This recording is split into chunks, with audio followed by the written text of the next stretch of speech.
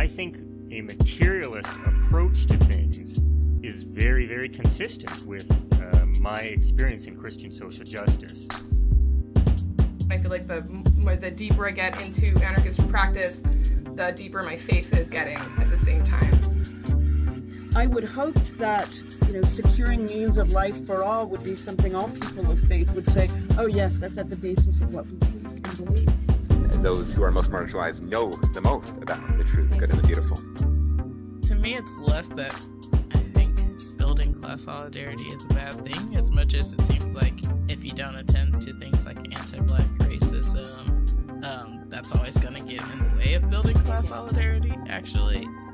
And when you go back, you find that a lot of revolutionary grassroots participatory movements, the precursors to what you could call the barrio assemblies and these grassroots neighborhood organizations, a lot of these were sponsored by the church.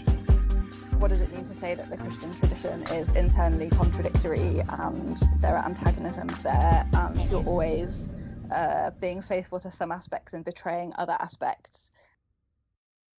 Welcome to the Magnificast, a podcast about Christianity and leftist politics. I'm Matt Bernico. I teach media studies at Greenville, and I'm doing this podcast again. I'm Dean Detloff. I'm a PhD student at the Institute for Christian Studies in Toronto, and here I am also doing the podcast again. We're the second week in a row that we're doing the podcast again. Here we are. Yeah, we might keep on doing it. Probably. This is the 60th episode of the Magnificast. That's pretty cool. We've come a long way, and there's a lot of big really 6-0. Yeah, the big 6-0. We're over the hill again. I don't know. It's all downhill from here. That's right. A lot of cool stuff happened this week. It was Karl Marx's birthday. That was a big fun thing. You did it. Dean, how'd you celebrate Karl Marx's B-Day? What'd you get him? Oh, I just got him a really nice €0 from his hometown where he was born. I bought one of those. Oh, cool. Just got him an Amazon gift card. Now I can buy all his books finally. Yeah, finally. After Engels died. Yeah. What I should have done is gifted him a brand new the Magnificast t-shirt. A few months ago, we sold a bunch of cool Magnificast t-shirts, and now we're selling them again. This time, a little bit of a different way. Anyways, if you're interested in The Magnificast t-shirt, you can go check it out at cottonbureau.com/products/the-magnificast, a really great and accessible URL, and buy one of our cool shirts. They're actually not very expensive, and they look good, and they still got that good Magnificast logo on there from Ben Wildflower. So get out there, check it out, and buy them all up. The thing about these shirts, though, is that we have to sell 12 of them. Or they won't make them. I don't know how this really works, but that's the deal. So get out there, buy up a shirt, and support your favorite leftist Christian podcast, the only one, ours, right now. Well, there are a couple. Maybe there's some Friendly Anarchist fans out there. Friendly Anarchism fans. Yeah, Friendly Anarchism actually have t-shirts too. That's true. Buy one of those. Listen, buy a shirt. I don't care whose. I'm just saying. Someone's shirt. You need them. It's summertime. Get those t-shirts. Get rid of your sleeves. Abolish all sleeves. Cool. Well, buy a t-shirt. In the meantime, send us some iTunes reviews, and I understand that we have 2 of them. We got 2 great iTunes reviews. So the first one is titled Howdy, 5 out of 5 stars. Howdy, howdy, howdy. It's a real Toy Story deep cut for you. 5 out of 5 stars. Cool. This user writes, I have no clue how to meme you guys, so I'll just be serious. Thank God. I'm an Orthodox Christian who had a Matushka raise me. Did I say that word? Matushka? Oh, I don't know. You were asking the wrong non-Orthodox Christian. Yeah, same. Well, okay. That's probably how you say it. If it's not, sorry. Okay, sorry. I'm an Orthodox Christian who had a Matushka raise me and nearly went to the clergy back in high school. I really love what you guys are doing, given my background. It pushes me through the work week. My coworker has turned me on to various leftist podcasts, and I'm glad you guys are there as a buffer of sorts between anarchism, Marxism, and pure, truthful Christianity. Going to art school and experiencing a decent education in critical theory, I was always seen as an outcast when I'd cite the Bible while writing a paper on Marx. Thanks for making me feel extra welcome in this strange new oasis. Nice. That's cool. Hey, you're welcome. Like, you are welcome. You specifically. Cool. We have one more review. 5 out of 5 stars. Awesome podcast.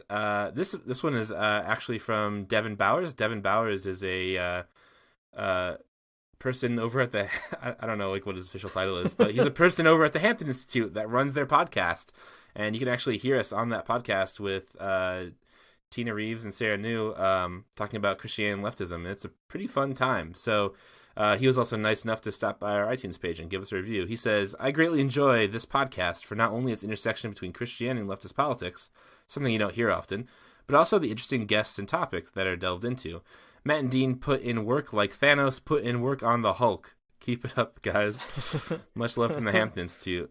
Spoiler alert. Spoiler alert. Well, that's only the first 5 seconds of that movie, so it's probably okay. Yeah, but now everyone who was like, oh, does Thanos fight the Hulk or what? Now they know. People have been on the edge of their seats about that exact question, too. That's cool. Thanks, Devin. Hampton Institute's really cool. If you guys aren't reading that regularly, you should. They got a podcast, and we've been on it one time, so go listen to it. Good stuff. Yep. It is good stuff.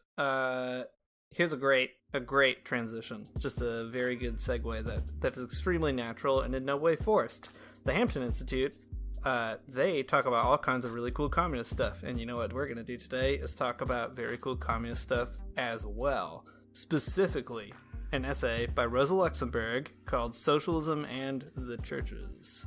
Matt, why is that super cool? It's super cool because this Rosa Luxemburg essay is, first of all, short and really accessible. Definitely something you could hand out to all your friends at church in your small group. So do that and see what their reactions are. Distributed by Lifeway Press. That's right. It's cool, but it also touches on basically every single sort of theme that we've talked about over the last 60 episodes. So we're going to get into it. Has a lot of good stuff in here about the relationship between communists and Christianity and how they don't really care what you think. And also has a lot to do with communism in the Bible. So that's also a really good thing, too. The Church of Acts is something that we reference a lot on this podcast because they are, I think what Marx might call primitive communists. And people are always quick to jump out and describe Jesus as a socialist, and that's all fine. I think that's good stuff. Why not? But if this is the case, that the church in Acts was a type of communist community, and Jesus is kind of like a socialist, how is it that we end up in a place today where Christians are often so conservative, reactionary, and in favor, for whatever reason, of private property? So that's kind of why we're reading this essay by Rosa Luxemburg, because she answers just that question. Sort of the thesis statement behind this entire essay is this. She writes, how does it happen that the church plays the role of defense of wealth and bloody oppression instead of being the refuge for the exploited? This is the question that I think we are always kind of coming back to basically every single week. So Rosa Luxemburg has got an answer for us. So let's figure it out. Let's do it. So cool stuff about this essay, I guess. It was published by the Polish Social Democratic Party in 1905. So that's pretty important because Poland is a pretty thickly Catholic European country. So getting the church on your side is pretty important, or at least explaining to people that you're not on the other side of the church. But what I think is great about this is that Luxemburg actually goes a pretty far distance trying to make the case that not only do communists not care whether you're religious or not, but they also have really helpful ways of explaining to religious people why there are some barriers between these two communities and really trying to work out the material reasons for that. So yeah, I think probably the best place to start is just by looking at how she articulates communism in the Bible. Like you were just saying, Matt, that's a really fun thing to talk about. But also she goes out of her way to say that the Church of Acts is not exactly the Social Democratic Party. Right. They're not doing the same thing, and they're not really even trying to do the same thing. And it's important to note the distance between those things and the kind of spiritual similarities between them. So maybe just like a good way into it is to kind of start out there. So Matt, I know I just threw it to you, but I'm going to do it again. Thank you. Why don't you walk us in? What's communism in the Bible, according to Rosa Luxemburg? Yeah, Rosa Luxemburg has a really... I'm going to stop saying her full name. I'm just going to start saying Rosa. Is that okay? Rosie. Roseanne?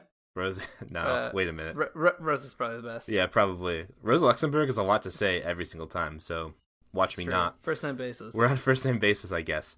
Just like me and Carl. Okay. So she has a lot to say about communism in the Bible, but it's a really actually helpful nuance, especially because we could let our imaginations kind of run away with the idea of communism and acts. And, like, it's fine to do that, but I think she provides a really good material analysis of why we should be careful about the way we think about communism in the Bible, and also how we can kind of correct some of those ideas. So Rosa is all about this term that she kind of comes up with, which I appreciate, sort of a descriptor for the type of communism practiced in Acts, and that is called the communism of consumption, but not production. So here's a quote that I think will start to get into what communism of consumption means and why it's an important distinction. Rosa writes, "The Christians of the 1st and 2nd centuries were fervent supporters of communism, but this communism was based on the consumption of finished products and not on work, and proved itself incapable of reforming society, of putting an end to the inequality between men, and throwing down the barrier which separated rich from poor. For exactly as before, the riches created by labor came back to restricted groups of possessors. Because the means of production, especially the land, remained individual property, because the labor for the whole society was furnished by slaves. The people, deprived of the means of subsistence, only received alms according to the good pleasure of the rich." So the idea that she's laying out here is that communism, as we see it in Acts, is a sharing of possessions, which is, I think, good and nice and something we can think about a lot. But it is not the same type of communism as, like, the Social Democratic Party, or even as, like, most socialists actually aspire to. It's not the workers owning the means of production, but it's the sharing of goods between people. So communism in the Bible is a thing, but, you know, it could be better. Yeah, I think too, she goes to the trouble of doing a kind of snapshot, I guess, of what Rome was like for early Christians. And one thing that she points out is that in Rome, there's all this slave labor, which is bad, but it also creates this bad situation for people who aren't slaves, but also aren't rich, or what you could call the proletariat, though they're not the proletariat in a kind of capitalist sense, because they can't sell their labor even at all. So what you have is all these people kind of stuck, right? They're dependent on whether or not people will distribute them goods at all or any kind of wealth, and they're not laborers per se. They just kind of are dependent on what the state gives them or what people give them. And so she says Christianity is a really liberating moment in that kind of a context, because there are all kinds of people who don't have the ability to even get stuff. So in that sense, the communism of consumption makes sense, because consumption is a big problem. Like, you can't get anything to consume in the first place. So by creating these communities where everybody's sharing stuff and people are selling the things that they have and contributing to a common pool, you are able to subvert that sort of social problem and do a little bit more than just survive, right? You can survive in a loving community that affirms you as a person who's been exploited or marginalized. And I think that's really neat that she really picks up on why Christianity would be especially liberating in that context. But she also points out the deficiencies of that as a overarching political sort of strategy or moment. Because at the end of the day, you can give all the stuff that you have to a big group of people, but the landowners who produced all that stuff still own that land outside the Christian community, or the kind of property relationships outside that those little enclaves of sharing, those remain unchanged. And that means the situation of scarcity and the necessity for consuming goods together, those things are still intact, which is not what you want. It's a repetitive problem, because the root isn't really plucked up. It's just sort of treating a symptom of a disease. Yeah, I think that's a pretty good summary of what's going on. I think it's also worth just saying that it's not like we can really like hold the early church at fault for these things too. I mean, they weren't like materialists in the same sense as like Rosa Luxemburg is or Marxists are. It's also the case too Right. that like the pre-capitalist time is kind of different in some really important ways. But I think what we do see are some striking similarities between sort of the failure of the early church to really change society, or at least to really change social relations, and I think to the situation that we're in contemporaneously. I mean, it's not really all that different. Like, if we all reverted to this type of early Christian communism or something, it would be nice, but ultimately, capitalism wouldn't care. So something to think about there. Yeah, I think so. Well, maybe we should focus on a few of the things that Rosa affirms about early Christians and some things that she thinks are really cool, because she tries really hard to kind of highlight things that she appreciates about Christianity. And then later on, we can get into maybe some of the critical bits that she has to say about the clergy or about the history of Christianity in general. So, yeah, like Matt was just saying, there's all kinds of really neat stuff going on in the early church, but it doesn't pose a threat to what will become capitalism in the future, and also the property relations that exist at that time. So she kind of summarizes all that, saying the early Christians believed that they could remedy the poverty of the proletariat by means of the riches offered by the possessors. That would be to draw water in a sieve.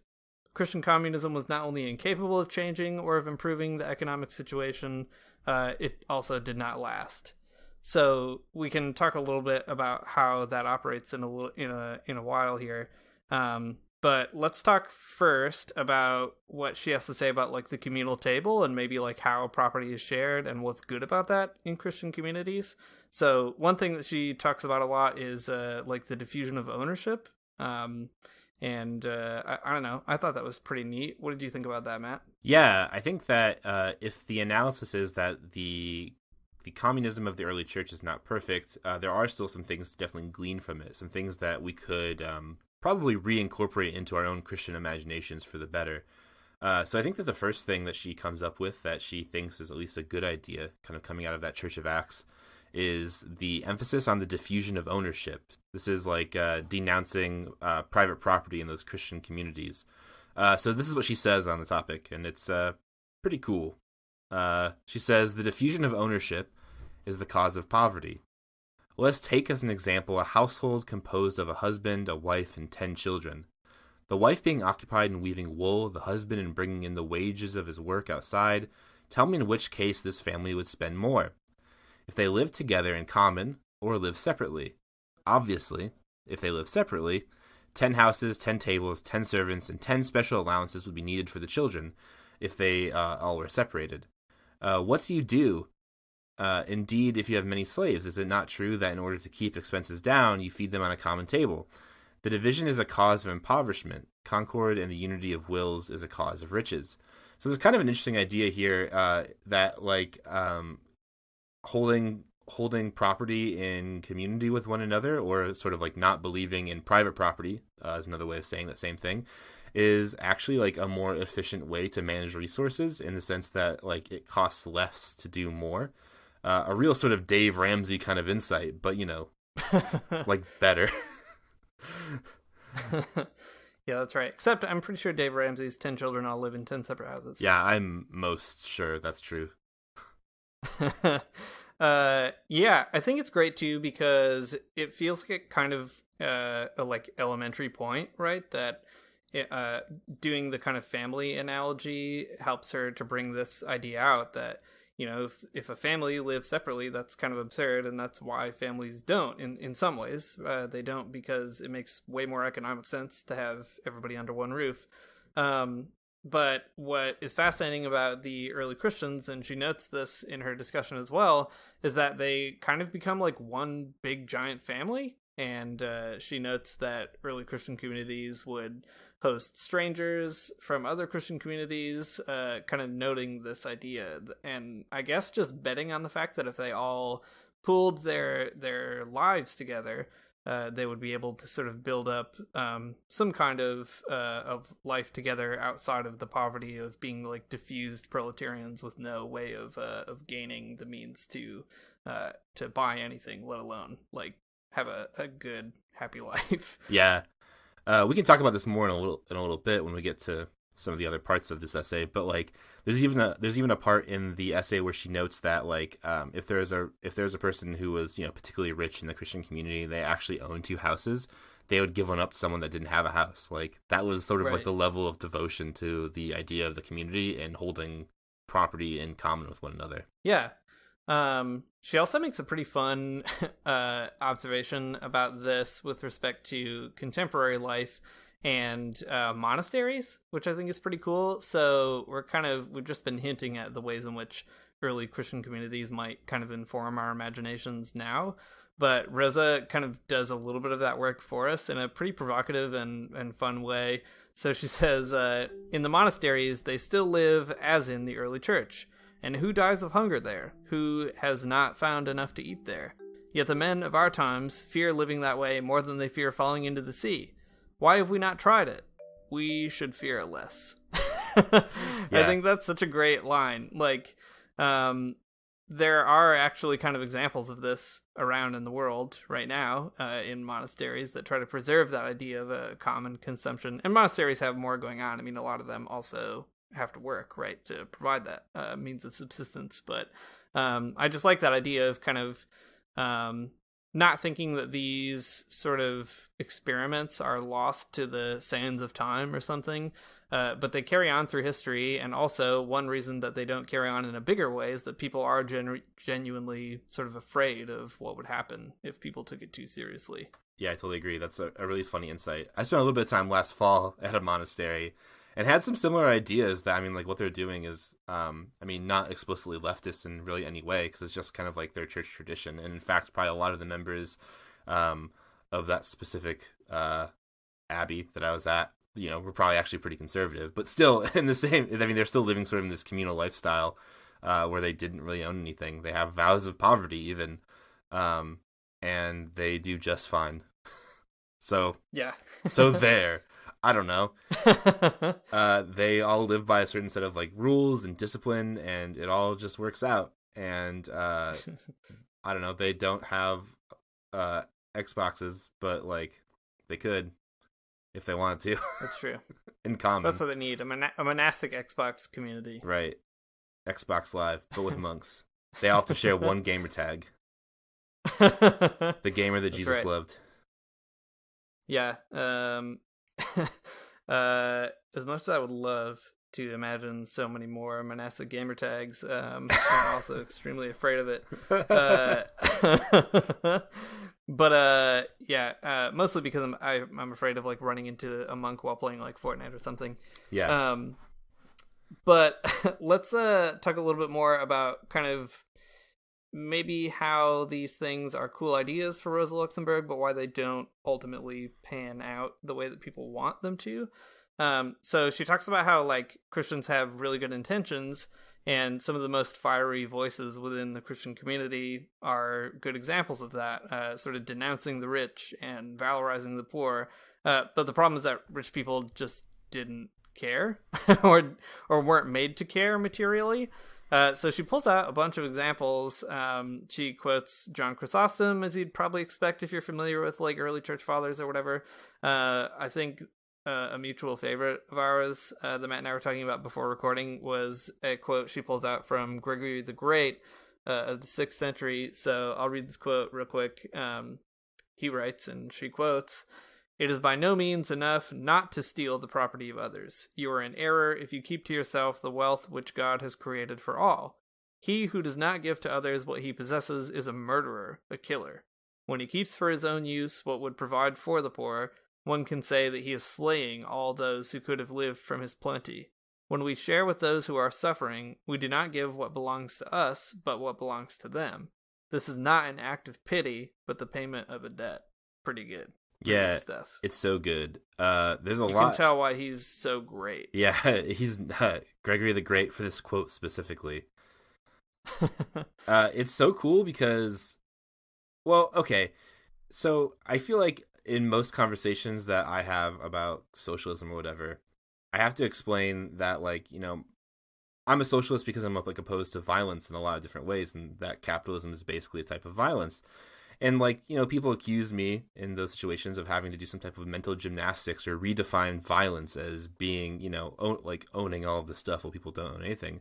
But here's this really great guy, Greg, in the 6th century, in like the 500s, who's basically saying this exact same thing. Like, the elaboration of systemic violence through economic means is like here in this quote. And I think that's something to pay attention to. That this is something that is in the Christian imaginary, that it's like there in our past, and we could probably start recalling it if we wanted to, and we should.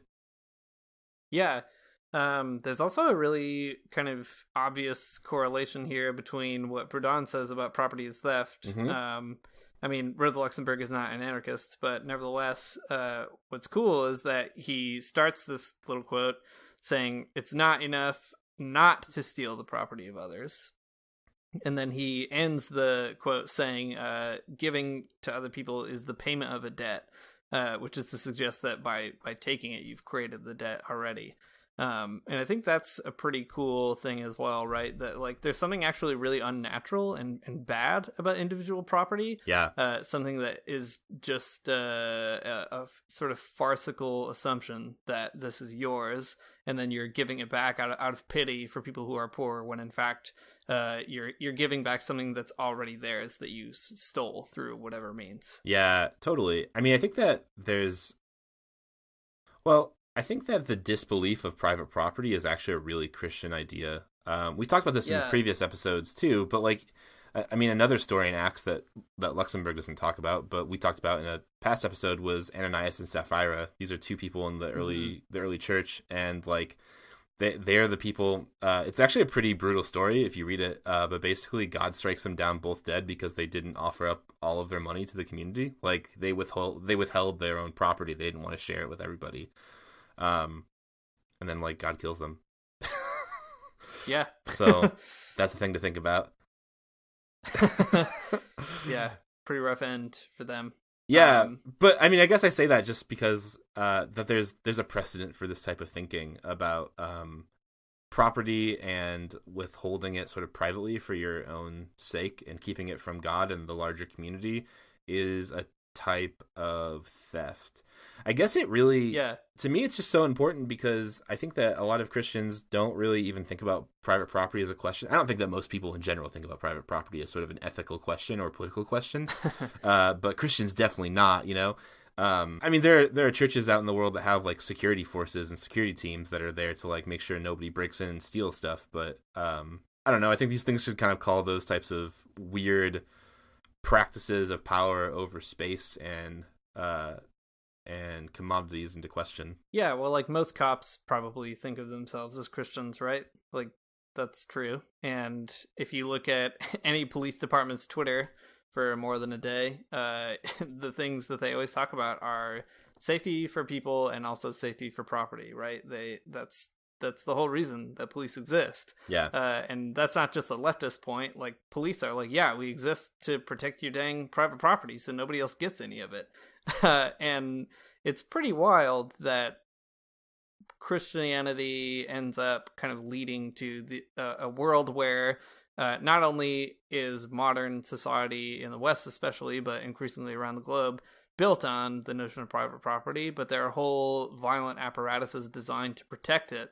When here you have somebody like Gregory the Great saying, you're not in sin per se by, like, not stealing from somebody. You're actually in sin when you think that you're not stealing from somebody, even though you actually are. Yeah. Well, we can all agree that Gregory is indeed pretty great, but Luxemburg follows up this cool quote from him by saying, these appeals remained fruitless. But the fault was by no means with the Christians of those days, who were indeed more responsive to the words of the fathers of the church than are the Christians of today. This is not the first time in the history of humanity that economic conditions have shown themselves to be stronger than fine speeches. Dang. So I mean, don't take the wind right out of your sails. yeah, for sure.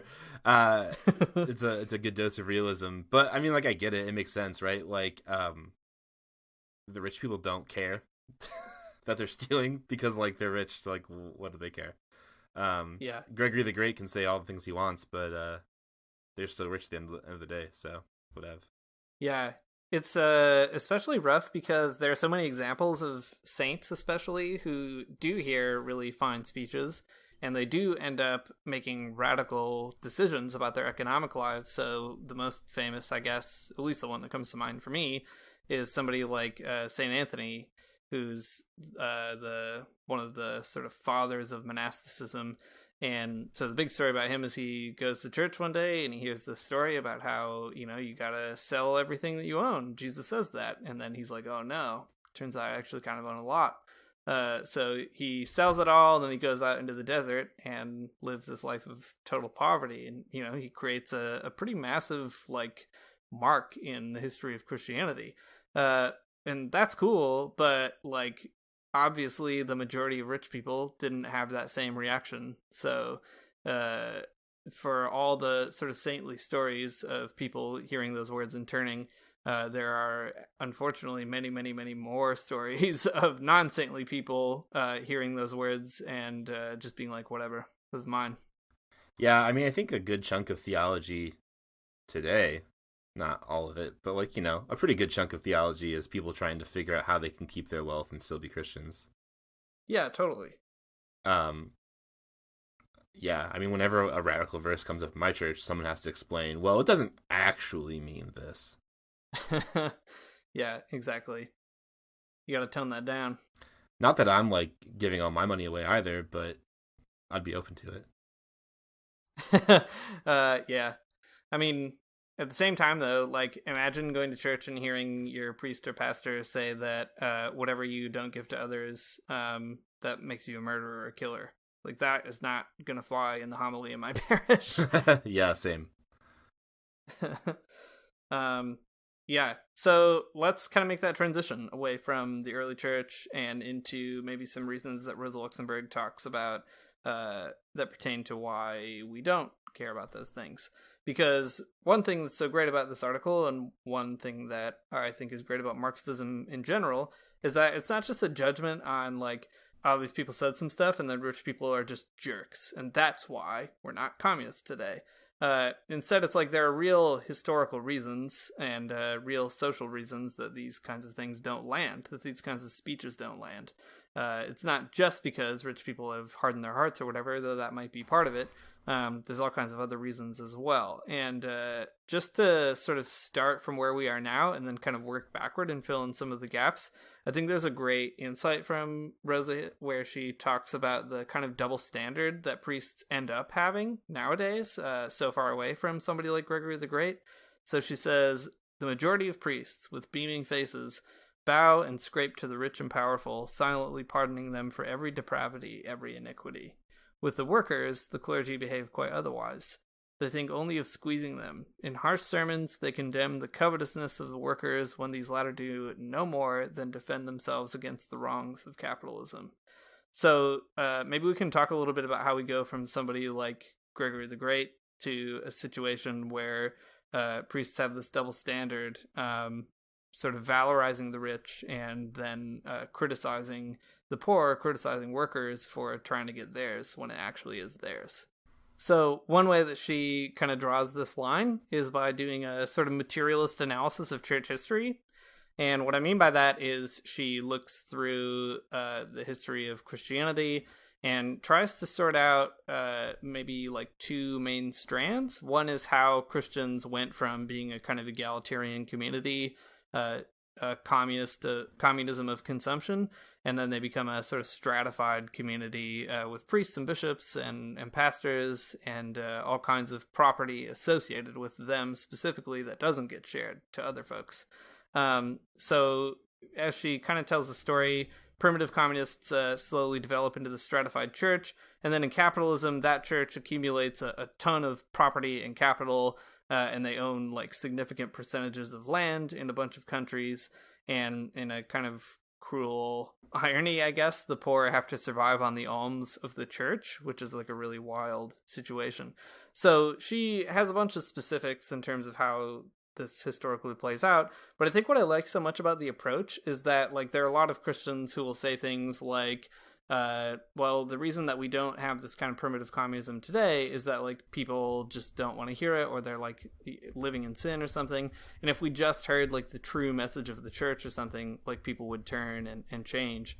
But what Rosa Luxemburg goes out of her way to show is that, well, that true message ends up kind of changing itself throughout the history of the church, in a way where the solution wouldn't be just to like roll back the clock to, say, a medieval sort of conception of property, or even to a kind of capitalist landed church conception of property. So yeah, I don't know, Matt, was there anything kind of in her analysis that really sticks out to you about how we got from Gregory to a priestly double standard on wealth? I don't know in terms of material analysis if anything sticks out to me. I mean, I think she's right. I know in my church specifically, these types of ideas come out all of the time. So again, I go to like a Methodist church, and Methodism, it comes out of this the thought of this guy named John Wesley. People are crazy about John Wesley. I'm not super crazy about him, but whatever. John Wesley's philosophy of money is exactly what Rosa Luxemburg is saying here, though.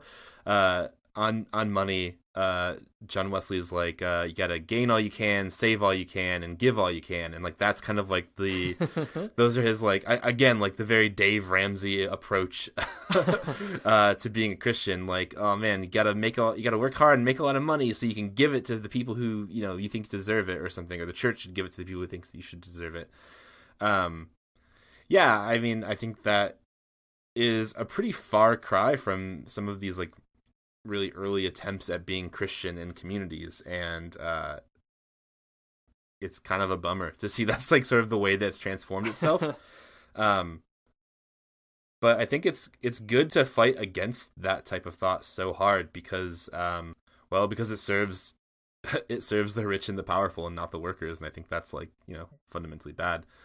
I like the point that Luxemburg makes after that is a pretty good one, I think. She says that socialism does not consist of generous gifts made by the rich to the poor, but in the total abolition of the very difference between rich and poor, by compelling all alike to work according to their capacity, by the suppression of the exploitation of man by man. So the point that she makes here, and I think that the point that all Christians should pay more attention to, especially Christians who lean left, is like the point of the church is not to give alms to the poor or like give charity, but to end the struggle of class against class. Like why actively participate in something that is actually bad for people or actually like exacerbates the problems?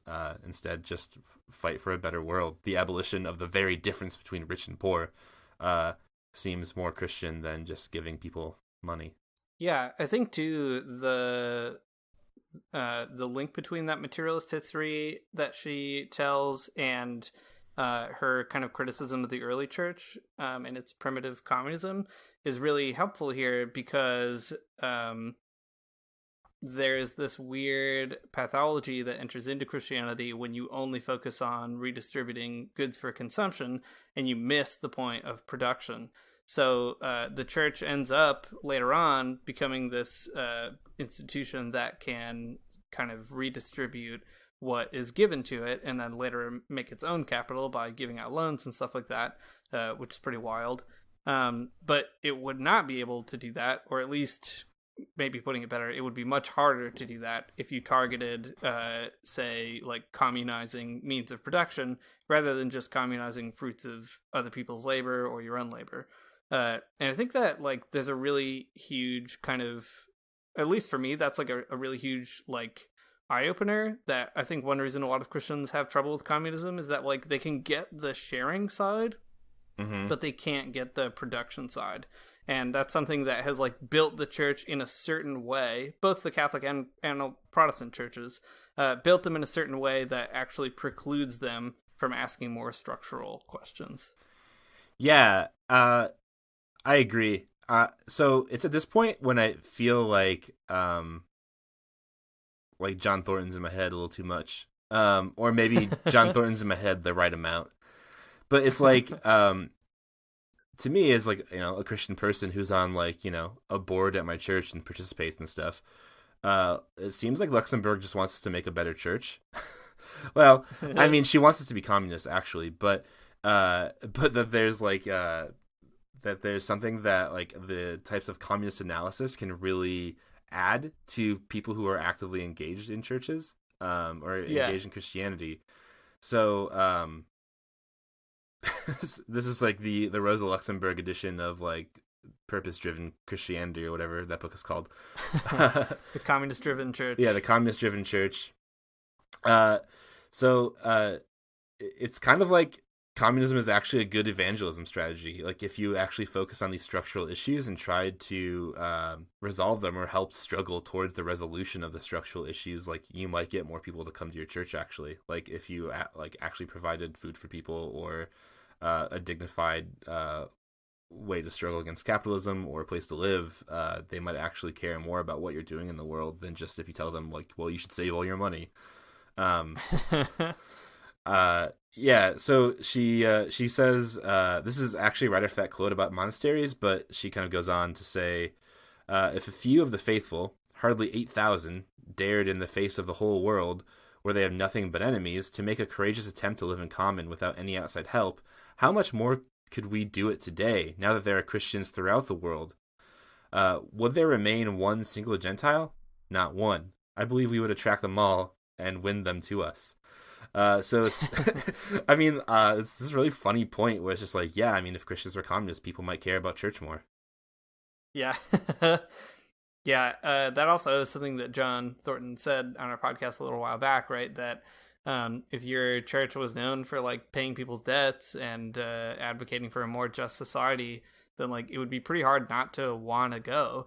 And that motivation of wanting to go so that your material needs are met is not a cynical motivation, nor is it some kind of way to like supplant some secret true message about salvation and Christianity or whatever. Like that is an extension of, hopefully, if you believe that, however you believe that Jesus saves you through his work on the cross or resurrection or whatever, that should materially manifest, right? And it should also motivate you to change the material conditions around you.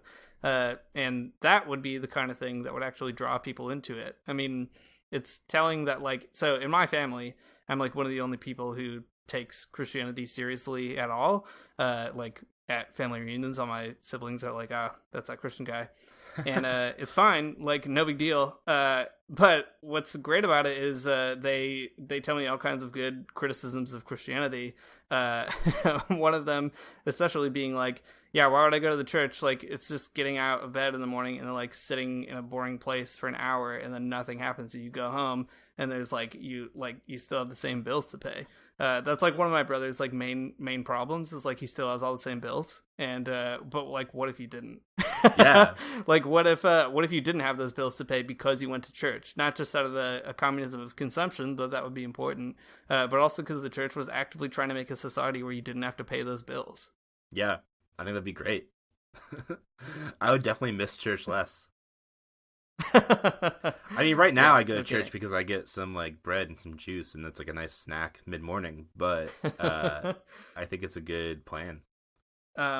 So this point in particular is like apropos of nothing, but I want to mention it as we're like getting to the end of this episode, just because I think it's actually really funny and also kind of true. So she has this great point about like crime and how in clergy-dominated societies, like she points to Italy and Spain and also Rome, in clergy-dominated societies, they have like more crime statistically than societies where like workers' parties have a kind of significant majority. And it's pretty great because she says it repeats this same Christian problem where the Christian solution to poverty is basically to be like, hey, don't do these things. Like, don't be bad. Don't rich people, don't just keep stuff to yourself, like give it to other people. But the problem is like that isn't actually why people are bad or why people don't distribute their wealth. There are like real material reasons for it.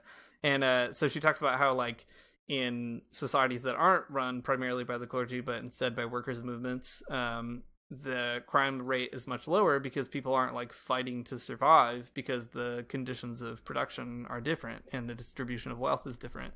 And I think that's actually like a really great point. Like, it's kind of like a weird like final point for her. So she goes through all this stuff, and it's like, if you're still not convinced, then like, I don't know, do you want to live in a society that encourages people to be criminals or not? Like, that's a pretty good argument, actually.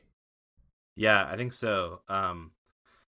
Coming off of a semester where I've like done lots of research with my students about incarceration, I thought that was like a pretty a cool point, and also one that I've seen kind of play out through all of the different research that we've been into. Like, if you want people to do less crime, well, I mean, first of all, stop making stupid stuff illegal. That's a pretty good thing to do. Drug crimes. That's like it's so dumb. Anyways, but also like if people actually have like if they have resources, if they have the things they need in their life, they won't commit crime. Just a thing. It's true. Social science says so. Sorry. Yeah, I like it, I think, too, because it's just like another way of kind of hammering home that point that Christians have these assumptions about how you would change people's minds, and it's not that they don't always work. Like, some people get moved by good words and, you know, good like moral questions, and that's fine. But at the end of the day, like, if you're just telling somebody to be good and their society is constantly putting them in an environment that tries to make them bad, well, that doesn't seem like a very good way to make somebody good. Yeah, for sure. I guess, I mean, I'm just going to reiterate this point because I think it's true and good that like that Christians can become way better Christians if they read Rosa Luxemburg and become communists. Like, you're not gonna, you just like really won't understand the world as good as you want to, as good as you should, if you aren't a materialist. Like, that's just the truth of the matter. Yeah, I think so. All right, well, let's get to her conclusion, and then we can maybe offer some concluding thoughts on our dear friend Rosa here. So she gets to the end, and she ends this little essay by saying, "And here's the answer to all the attacks of the clergy," because the clergy were attacking the communists. The social democracy, or the Social Democratic Party, in no way fights against religious beliefs. On the contrary, it demands complete freedom of conscience for every individual and the widest possible toleration for every faith and every opinion. That's something that we've seen said in the past by Fidel and Lenin and a bunch of other people. But from the moment when the priests used the pulpit as a means of political struggle against the working classes, the workers must fight against the enemies of their rights and their liberation. For he who defends the exploiters and who helps to prolong this present regime of misery, he is the mortal enemy of the proletariat, whether he be in a Cossack or in the uniform of the police. It's a very good closing line. Yeah, it really is. I think that idea rings true through so many of our episodes. I mean, right, like Lenin, Fidel. I mean, even in when we talked to Heath Carter the first time, that was a huge part of his book there too, that the people from the pulpit were spreading anti-worker propaganda, and they like let them know about it. So it's a strong point, and I think it's worth repeating for as long as we do this podcast. Christians, don't do this. Don't do this thing, because you'll end up on the wrong side of that fight. Yeah, and not only that like priests and pastors don't get a free pass just to be on the wrong side of the class struggle. That's something that I find so frustrating among a lot of Christians. Like, there's a real kind of fetishization of the authority in religious communities, especially in mine, in the Catholic community. And it's really dangerous because, like, yeah, like, I respect my parish priest a lot. Like, he's a really nice guy, and he teaches me a lot of good things, and I go there because, like, I hope that he can help me be a better person and a better Christian, and I think that he really does. But at the same time, like, it's not as though if he says something against, like, the struggle for, like, liberation of workers or any other kind of marginalized groups, it's not as though he just gets a free pass for that because he's, like, an ordained priest, because, like, a bishop said that he was nice, or that I said that he was nice. Right. And I think that's, like, a really important thing, that people in the pews have to understand that they have an agency, and that they're also just as much a part of the church as any other kind of hierarchical member of it. Yeah, I don't know, like, communize the churches, not just by communizing property, but also by communizing, like, voices and opinions and that kind of a thing. I think that's a really cool thing. And also the thing I loved most about what Heath Carter was talking to us about in Union Made, like there were all these workers who just walked out of their church on Sundays. Like they would show up and then just get up and basically have like a pew strike, like a church strike, to kind of show that they were in solidarity against what the clergy was saying. And it wasn't because they weren't Christians or because they hated the clergy, but because they recognized that, like, just because you're a pastor doesn't mean that you actually know where Jesus is in a certain struggle. Mm-hmm. And it's important to remind pastors of that sometimes, I think. Yeah, I think so too. I guess for me, this whole thing, I guess, just really demonstrates the ways that the church, just like any other kind of part of society, is definitely a place where class struggle like has to be fought, and it's important that it be fought there. So many of the Christians for Socialism readings are kind of ringing in my head now too. Just the words like seeds of a people's church. The idea that there is a church for the workers, for people, and for the abolition of the rich against poor. That's a real idea that I think Christians forget about. Yeah, and I just like, too, that this essay is great because Rosa Luxemburg isn't telling you not to be a Christian.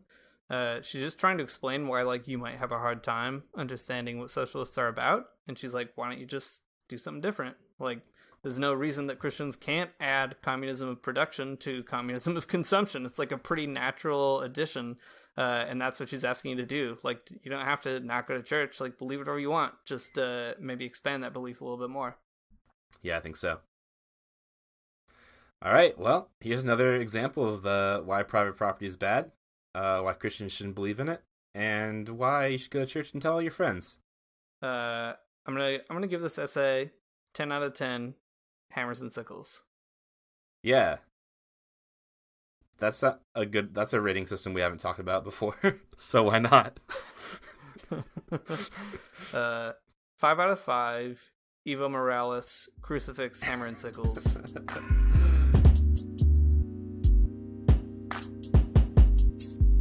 Thanks for listening to the Magnificast. If you liked what you heard, you can find us all over the internet. We're on Twitter, @The Magnificast. We're on Facebook, @The Magnificast. We have a Facebook discussion group called The Magnificast Basement. You can go there and talk more about Rosa Luxemburg or Christianity and communism in some other context or whatever you want. It's a good place full of good folks. It's a fun little space. You can also support us on Patreon at patreon.com/The Magnificast. And speaking of supporting us, there's a great way to support your support. I just made that one up right now, if you can't believe it. At cottonbureau.com/products/the-Magnificast. We're gonna tweet that out and Facebook it out. So if you can't remember it by the time you're near a buying device, you'll find it that way. All right. Thanks so much for listening again. Also, a couple of notes. Amoria Shea Armstrong did all of our music, which is really great, and the Illogical Spoon is going to play us out again, and we'll see you next week.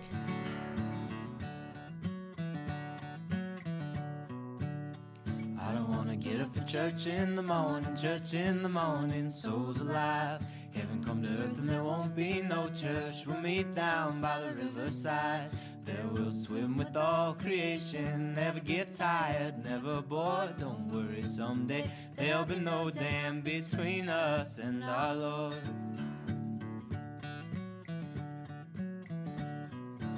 Jackson, keep your hoods up. Keep your hoods up and you stay up late. In Jackson, you keep your hoods up. Well, you keep your hoods up and you stay up late. Oh, don't mind a cold night, but we might mind if you leave too soon. So come on now, it's still early.